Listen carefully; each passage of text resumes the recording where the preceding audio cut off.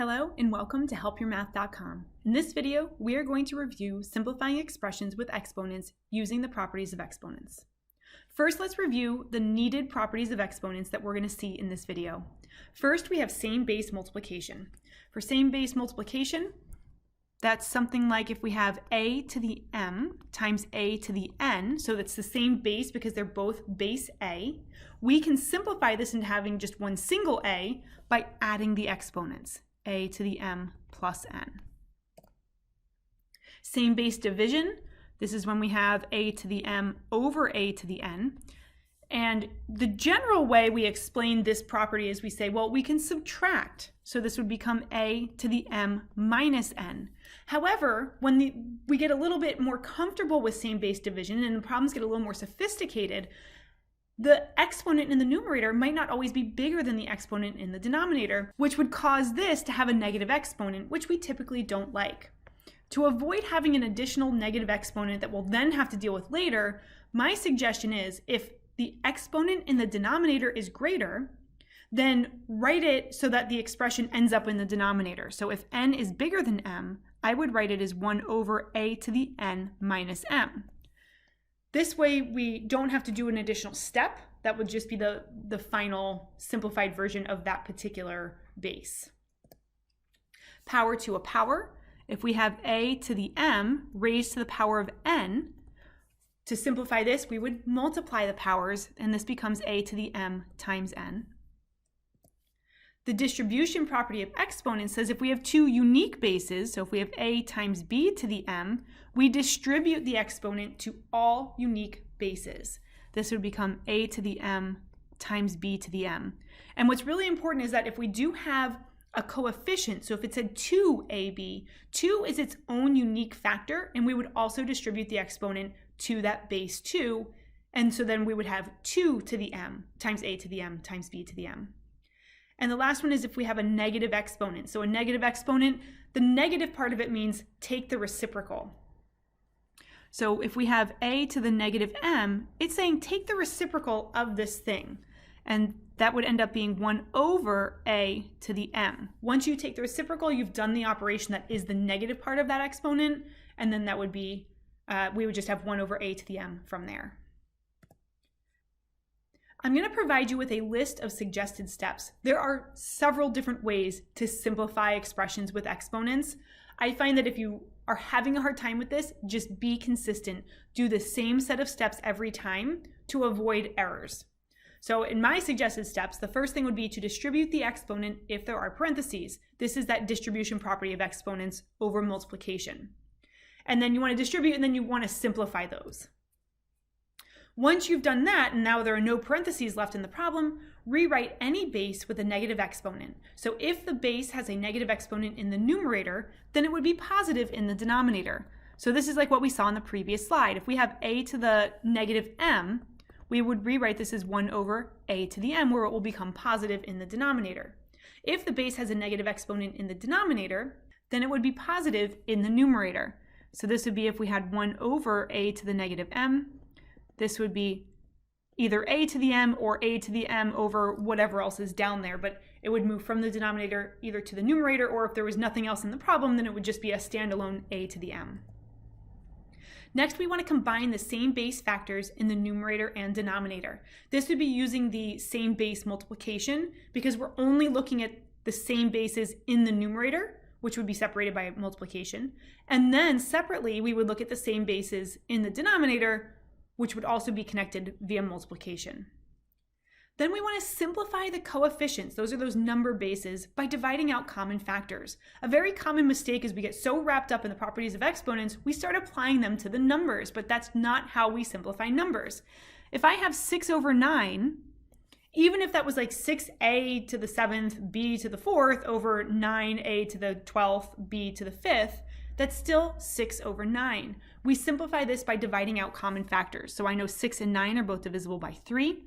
And if I divide them both by 3, then the coefficients become 2 over 3 times whatever the other things happen, whatever happened to a and b. So make sure with the numbers, be consistent, divide out common factors. Simplify the variable base factors using the same base division property. And I would, of course, suggest keeping those exponents positive by deciding where there are more factors of that particular base. So will there be more in the denominator, in which case you want to subtract the exponent from the denominator by the numerator, or in the numerator.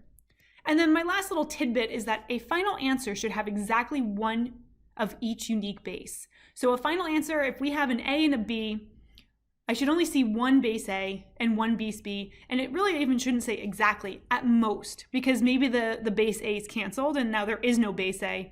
So we shouldn't see more than one, I should say. There should not be more than one.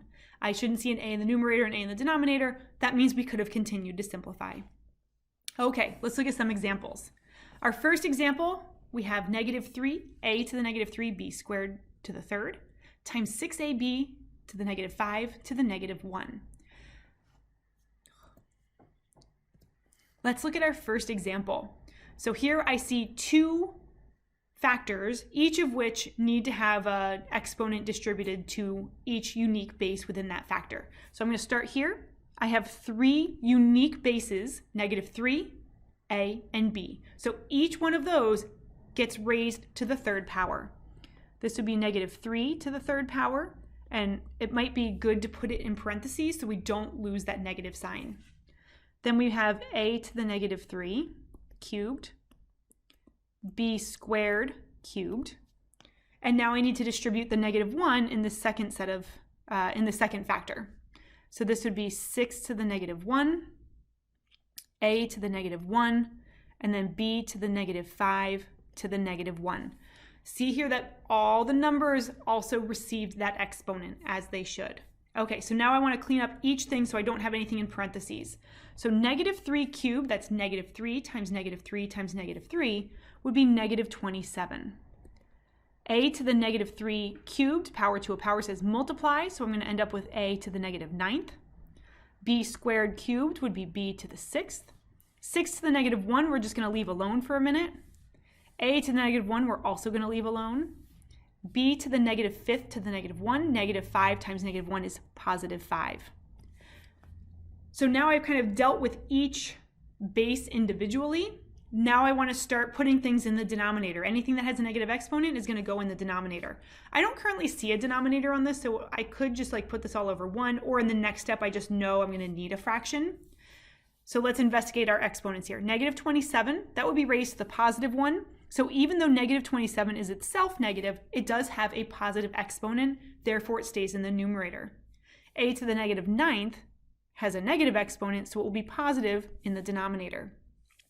B to the 6th will stay in the numerator. 6 to the negative 1, that negative 1 is the exponent, so it would be 6 to the 1, which would just be 6 in the denominator. A to the negative 1 will become A to the 1, or just A in the denominator. B to the 5th wants to stay in the numerator. Okay, so now I want to combine any like bases that are together in the numerator. So I want to combine these. And then I want to combine any like bases in the denominator. I'm going to combine these. I'm going to end up with negative 27. That would be B to the 11th over 6. A, 9 plus 1 is 10, A to the 10th. Now, can I simplify negative 27 over 6? Absolutely. They have a common factor of 3. So I'm going to divide 3 from both negative 27, giving me negative 9, and from 6, which would be 2. And then I would want to look at my variables. Now I only see one B and I only see one A, so I think we're all set with those. I'm just going to rewrite them and have my final answer. We can leave our answer like this, or if you want to get super fancy pants, you can put the negative out in front and say it's negative 9b to the 11th over 2a to the 10th. Either of these are totally fine. If you have a super picky instructor, they might want that negative out in front, but most are fine just having that negative in the numerator. Let's look at another example. So again, the first thing I want to do here is distribute that negative sign to the three unique bases in this first factor. This is going to be 8 to the negative 1, x to the negative 2 to the negative 1. And as you get really comfortable with these, you can kind of skip this step because you can just do the multiplication as you go. This is where you want to be careful though. This negative 2, make sure that negative 2 base ends up in parentheses. We want to make sure that that negative gets squared so we don't have any mistakes.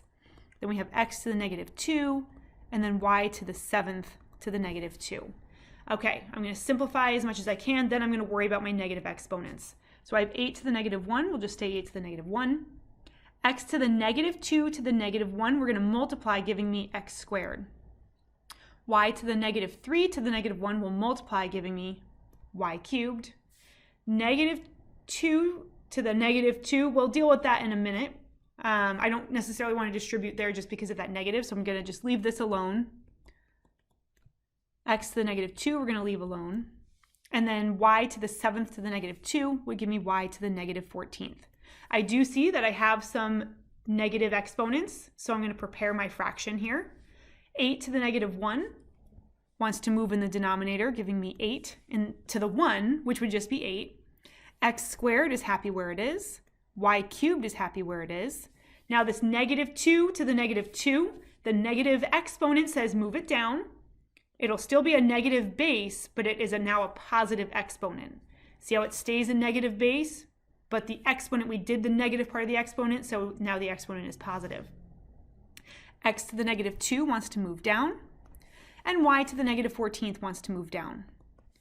Okay, so now we're going to simplify the numerator. Actually, there's nothing to simplify up there, so we're just going to rewrite it. X squared times y cubed. In the denominator, I have 8 times negative 2 squared. This is negative 2 times negative 2, which is positive 4. And then I have x squared times y to the 14th. So there was no same base multiplication that necessarily needed to happen. Now I'm going to kind of treat the numbers differently than the variable bases. So I know that this is just 8 times 4. I know the denominator is going to have a 32. It was so close to being able to be simplified. That 8 and the 4 looked good, but they're both part of the denominator. So we're going to multiply them like the regular numbers they are. Next, I have an x squared in the numerator and an x squared in the denominator. Those cancel out entirely. Here I have 3 factors of y in the numerator. I have 14 in the denominator. I have more in the denominator, so the way I want to think about this is in the denominator, it's going to be y to the 14 minus 3, which would be y to the 11th. I see my numerator has nothing in it.